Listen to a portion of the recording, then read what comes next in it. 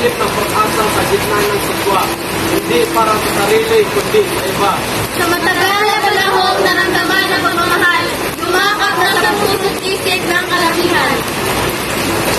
Daraan ang mga sakit na lilis, natagurin ng kalaguran at kailangan. Kulang ang ibigay ng mundong ginagalawan, labing isang anak man ang nawalan. Di mabilang ang mga anak ko na nag-iyakan, isang asawang puno ng paghihinagpis. Pilit tinatay